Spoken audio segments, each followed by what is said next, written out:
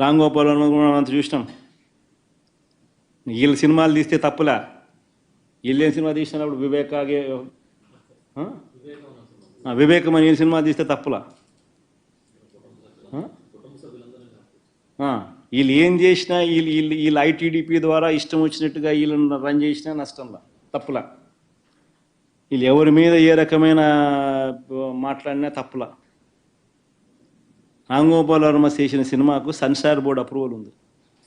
Censor బోర్డుకు పోయింది, censor board approval వచ్చింది.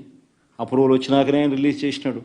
సో మళ్ళీ ఆయన సెన్సార్ బోర్డు అప్రూవల్ వచ్చిన తర్వాత నువ్వు రిలీజ్ చేసిన సినిమాకులో ఆయన సినిమా తీయడం తప్పు అన్నట్టుగా నువ్వు ఆయన మీద కేసులు పెడితే, ఆయన నువ్వు పిలిపించే కార్యక్రమం చేస్తూ ఉంటే, ఆయన నువ్వు అరెస్ట్ చేయాలని ప్రయత్నం చేస్తూ ఉంటే ఇల్లీగల్ డిటెన్షన్ కాదా ఇది? సెన్సార్ బోర్డులు ఎందుకు ఉన్నాయి?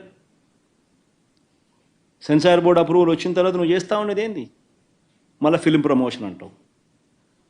నీకు నచ్చిన వాళ్ళని మాత్రం ప్రమోట్ చేస్తే ఫిలిం ప్రమోషన్, మిగతా వాడు ఎవడైనా కానీ నీకు వ్యతిరేకంగా సినిమా తీసినా ఏమాత్రం వ్యతిరేకత ఉన్నా కేసులు పెట్టడం, అరెస్టులు చేయాలని ప్రయత్నం చేయడం,